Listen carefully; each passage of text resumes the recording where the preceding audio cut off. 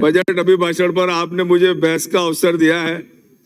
मैं आपसे निवेदन करूंगा, माननीय सभापति महोदय,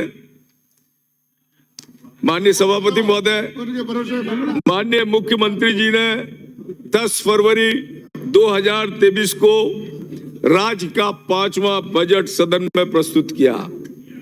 सरकार व जिम्मेदार अधिकारियों की घोर लापरवाही के कारण व मुख्यमंत्री जी की बजट की अनिभिज्ञता के चलते उस दिन को राजस्थान की विधानसभा का काला अध्याय बना दिया। आजादी के बाद देश के किसी राज्य में ऐसी भीषण लापरवाही नहीं होगी, जबकि बजट जैसी गोपनीय दस्तावेज इस प्रकार से पहले से ही जो है पिछला बजट पढ़कर माननीय मुख्यमंत्री जी ने पढ़कर सुनाया।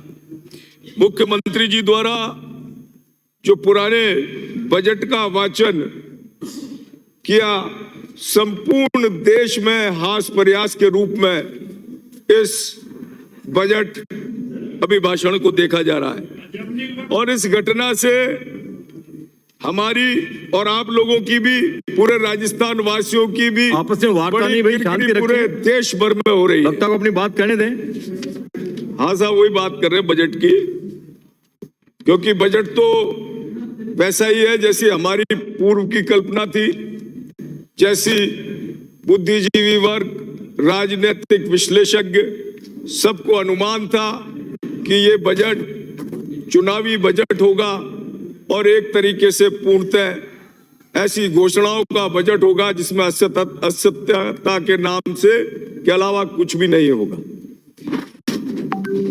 बजट जो पढ़ा गया, उस बजट की आज गली में, मोहल्ले में, पार्कों में, मंदिर के चबूतरों पर, ऑफिस के गलियारों में, चौं और आम आवाम में इस बात की चर्चा है कि ये संपूर्ण राजस्थान में जो बजट माननीय मुख्यमंत्री जी ने दिया है, ऐसी असमंजस और ऐसा अविश्वसनीयता देने वाला ये बजट, इस बजट को जनता जनार्दन पशुपेश में है कि कैसे इन 8 माह के अंदर इतनी बड़ी बड़ी घोषणाएं, इतने बड़े बड़े वादे माननीय मुख्यमंत्री जी पूरा कर पाएंगे 6 महीने में। क्योंकि 45 दिन पूर्व तो आचार संहिता लग जाती है माननीय सभापति महोदय, और मुख्यमंत्री जी कहते हैं कि मैंने 2028 का बजट पहले ही पढ़ दिया। तो ये भी संभव हो सकता है, किसी भी देश या राज्य का बजट वहां की सकल आय और उसके अनुपात में खर्चा हो, इस भाव से निर्धारित किया जाता है माननीय सभापति महोदय। ऋण कम से कम लिए जाए और जिससे प्रदेशवासियों के ऊपर अनावश्यक बोझ ना आए, ऐसा प्रयास बजट में किया जाता है। और देश और प्रदेश का स्वर्णिम व सुदृढ़ भविष्य भी इस बजट के माध्यम से हम तय करते हैं।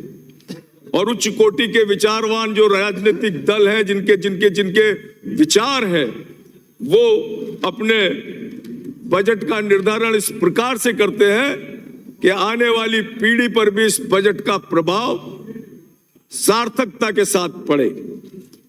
ऐसा ही लोक कल्याणकारी बजट 1 जनवरी को केंद्र सरकार की माननीय केंद्रीय मंत्री निर्मला सीतारमण जी ने पेश किया, जिसमें संपूर्ण देशवासियों के सर्वांगीण उत्थान के साथ नव भारत निर्माण की परिकल्पना, वर्तमान की आर्थिक विषमताओं से देश को उबारते हुए आगे आने वाली पीढ़ियों को भी सुनहरे और मजबूत राष्ट्र प्रदान करने के दृढ़ संकल्पित इरादों वाला बजट माननीय निर्मला सीतारमण जी ने हम पूरे देश में समर्पित किया।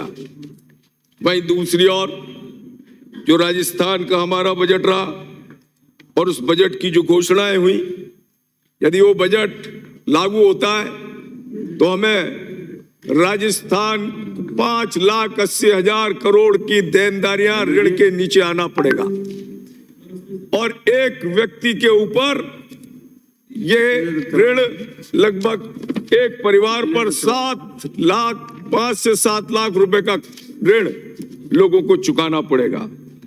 या आपके जो लोक लुभावन मन भावन बजट जिससे कि आप ने तालियां बजवाई, वाहवाही करवाई, आप प्रदेश की जनता को गुमराह करना चाहते हैं। ये प्रदेश की जनता के लिए एक बहुत बड़ा दंड राजस्थान की इस विधानसभा में माननीय मुख्यमंत्री जी के द्वारा दिया गया है।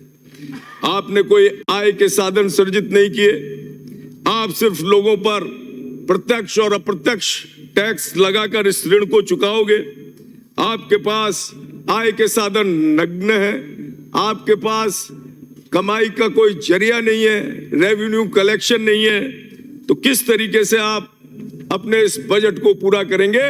इस बात को लेकर आज पूरा राजस्थान और प्रदेश के वासी पशोपेश में है और जगह जगह चर्चा कर रहे हैं। चिरंजीवी योजना में जो आपने बजट घोषणा में इलाज की सीमा 10 लाख से 25 लाख रुपए कर दी। पहले 10 लाख रुपए थी, तभी प्राइवेट चिकित्सक, प्राइवेट हॉस्पिटल गरीब का, पीड़ित का, रोगी का उपचार अपने चिकित्सालयों में नहीं करते थे। और ये 25 लाख के बाद तो उस प्राइवेट चिकित्सालय में उस गरीब, उस पीड़ित, उस मरीज, उस बीमार आदमी को घुसने भी नहीं दिया जाएगा। और आपके मेडिकल का विरोध बिल का जिस तरीके से पूरे राजस्थान भर में चल रहा है, क्योंकि आपने गलत नीतियों के हिसाब से अपने मेडिकल बिल को बनाया।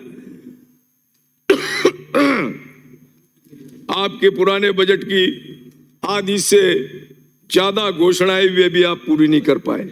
आप सिर्फ जनता को गुमराह कर सकते हैं, जैसे 2018 के चुनावी वायदों के समय आपने किया, लेकिन काट की हांडी बार बार नहीं चढ़ती माननीय सभापति महोदय। और वैसे ही अब राजस्थान की जनता गुमराह होने वाली नहीं है।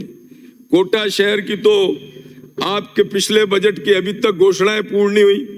10 करोड़ रुपए की लागत से आपने पीडब्ल्यूडी को आदेश दिए थे मुख्यमंत्री जी की बजट घोषणा में, 1 रुपए का काम हुआ हो तो आप आकर देख लेना सभापति महोदय, वो 10 करोड़ रुपए में से 1 पैसे का काम कोटा में किसी विधानसभा में नहीं हुआ। कोटा में मिनी सचिवालय को लेकर सदन में आपने आश्वस्त किया था, उसमें आपके बजट में वो सारा दिखाई नहीं दिया, नजरअंदाज कर दिया। आपके द्वारा गत वर्ष कोटा कीड़े केडीए बनाने की घोषणा की थी। कोटा में स्थिति है कि कोटा डेवलपमेंट अथॉरिटी के नाम पर यूआईटी 1300 करोड़ रुपए का बजट खर्च कर रही है, जो कि जोधपुर और अजमेर के बजट से कई गुना अधिक है। आज स्वायत्त शासन मंत्री जी खुद कोटा से आते हैं, तो निश्चित रूप से इसमें उनको संज्ञान लेना चाहिए। कोटा के तीनों dam, Gandhi Sagar dam, Jawahar Sagar, Kota barrage, जिन्हें बरसों हो गए, जिनकी मियाद पूरी हो गई, इंजीनियरों ने जो है नोटिस दे दिए, इनकी दीवारों में दरार आ गई, इनकी कभी भी भरभरा कर बरसात में जब लबालब ये भरे रहते हैं तो ये कभी भी टूट जाएंगे, लेकिन उस पर सरकार ने कोई संज्ञान नहीं लिया। वहां पर तो रिवर फ्रंट बन रहा 5000 करोड़ से, जो जिसमें हजारों करोड़ रुपया बर्बाद किया जा रहा है। सुपर स्पेशलिटी विंग जो 150 करोड़ रुपए की लागत से कोटा शहर में 4 वर्ष से तैयार खड़ी है, उसमें आप सुपर स्पेशलिस्ट डॉक्टर नहीं लगा पा रहे। चिकित्सा मंत्री जी बैठे, वहां पर यह स्थिति है कि वहां पर पूरी तरीके से सुपर स्पेशलिस्ट नहीं लगाए जाने के कारण वहां अभी सुपर स्पेशलिटी पूरी तरीके से चलती नहीं है। वहां संसाधन अपन नहीं दे पाए। कैथ लैब में वहां आवश्यकता है, क्योंकि 10 साल हो गए कैथ लैब के रिन्यू करने की आवश्यकता है। इसी प्रकार जो मेडिकल कॉलेज में पिछली गवर्नमेंट में हमने 29 करोड़ से द्वितीय बना दिया था, वहां चिकित्सक नहीं है, स्टाफ नहीं है, बेड नहीं है, लोग बाग गैलरियों में अपना इलाज करा रहे हैं। आप पधारेंगे अपनी बार तो मैं लेके चलूंगा। सरकार द्वारा जिस तरीके का जो मैं बात बता रहा हूं, एकदम सत्य बात बता रहा हूं। चंबल किनारे स्थित कोटा शहर में आप शुद्ध पेयजल उपलब्ध नहीं करा पा रहे। 40 साल से पाइपलाइनें टूटी पड़ी है, और जब से 40 साल से पाइपलाइनें बिछी नहीं है, और कम से कम 40 से 50% शुद्ध पेयजल पानी व्यर्थ बह जाता है। हालात, हाँ साहब 2 मिनट में समाप्त करें। 2 मिनट। शुद्ध पानी व्यर्थ बह जाता है, और वो जो 2 लाख बच्चा जो पूरे देश से कोटा शहर में पढ़ने आता है, वो आपके राजस्थान की क्या छवि लेकर जाता है।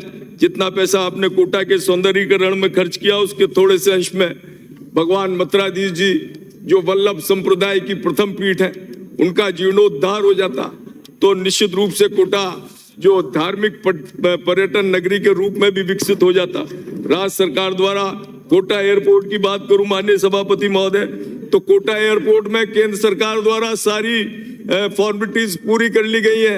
आपने जो भूमि दी वो भूमि आपने वन विभाग में दे दी।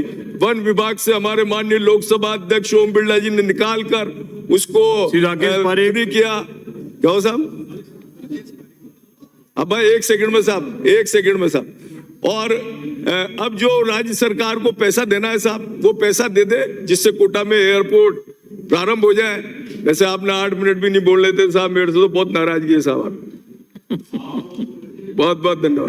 विराज जी आप पे खूब आशीर्वाद है, आप तो आराम से रहे।